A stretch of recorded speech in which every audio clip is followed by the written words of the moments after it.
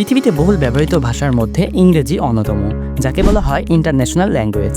এই ইংরেজি শিখতে গিয়ে আমাদের অনেকের মাথা গুলিয়ে যায়। কিন্তু আজকে আমি আপনাদের জানাবো ইংরেজি গ্রামার সম্পর্কে এমন কয়েকটি মজার তথ্য যা আপনাকে অবাক করবে। এই ফ্যাক্টগুলো শুনে আপনি যেমন শিখবেন তেমনি হেসে উঠবেন।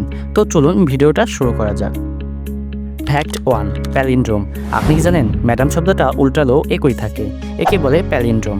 এরকম আরও শব্দ হলো লেবেল, র্যাডার ইত্যাদি। এই শব্দের প্রতিটি অ্যালফাবেট উল্টালেও শব্দটা একই থাকে, আপনি চেষ্টা করে দেখতে পারেন। Fact 2, buffalo sentence. এই বাক্যটা একবার শুনুন, buffalo buffalo buffalo buffalo buffalo buffalo buffalo buffalo. শুনে মনে হতে পারে আমি বাফেলো শব্দের রিপিটেশন করছি, কিন্তু না, এখানে এই 8টি বাফেলো শব্দ দিয়েই তৈরি হয়েছে একটা সঠিক ইংরেজি বাক্য। আপনার মনে হতে পারে কিভাবে? তো চলুন মজার এই বাক্যটা শেখা যাক। এখানে একটি বাফেলো হলো প্রপার নাউন, যা নিউ ইয়র্কের একটি শহরের নাম। অন্য বাফেলো হলো নাউন, যার অর্থ হলো মহিষ, এবং আরেকটি বাফেলো হলো ভার্ব, যার অর্থ হলো ভয় দেখানো।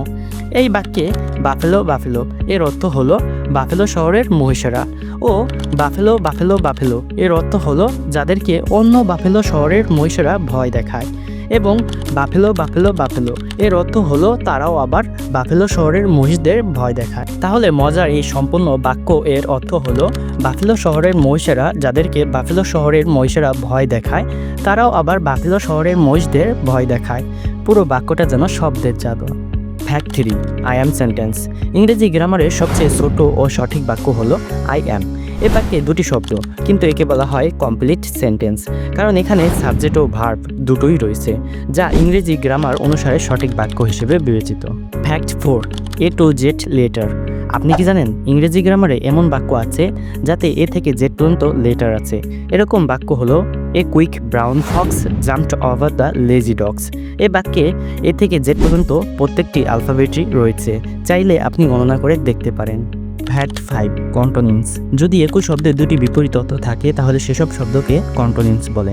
উদাহরণ, ডাস্টের অর্থ ধুলো পরিষ্কার করা বা ধুলো লাগানো। স্যাংশনের অর্থ অনুমোদন দেওয়া বা নিষেধ করা। লেফটের অর্থ চলে গেছে আবার থেকেও গেছে। আসলে ইংরেজি গ্রামারে কন্টোনিমস ওয়ার্ডগুলো খুবই অদ্ভুত এবং মজার। Fact 6, longest word. আপনি কি জানেন ইংরেজি অভিধানে সবচেয়ে লম্বা শব্দ কি? না জানলে আমি আপনাদের বলছি, তা হলো নিমোনো আলট্রা মাইক্রোস্কোপিক সিলিকো ভলক্যানো কনিওসিস। এই শব্দটি 45টি অক্ষরের, যা ফুসফুসের এক ধরনের রোগের নাম। Fact 7, a word without vowel. ইংরেজিতে ভাওয়েল ছাড়া কি কোনো শব্দ হয়? উত্তর হচ্ছে হ্যাঁ, হয়। এরকম ভাওয়েল ছাড়া শব্দ হলো স, এর অর্থ হলো জানি না। আরও এরকম শব্দ হলো পস্ট, এর অর্থ হলো চুপ। রিদমের অর্থ হলো তাল বা ছন্দ ইত্যাদি। এর এই শব্দগুলোতে কোনো ভাওয়েল নেই, তার মানে ভাওয়েল ছাড়াও শব্দ গঠিত হতে পারে। Fact 8, collective noun confusion.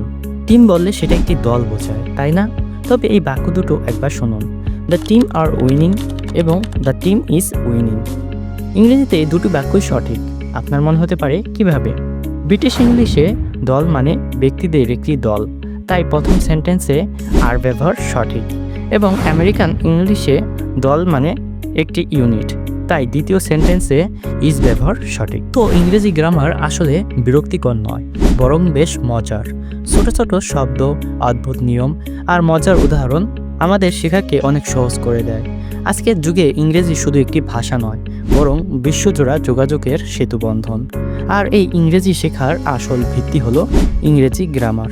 তাই আমাদের ইংরেজি গ্রামার শেখা উচিত মজার সঙ্গে।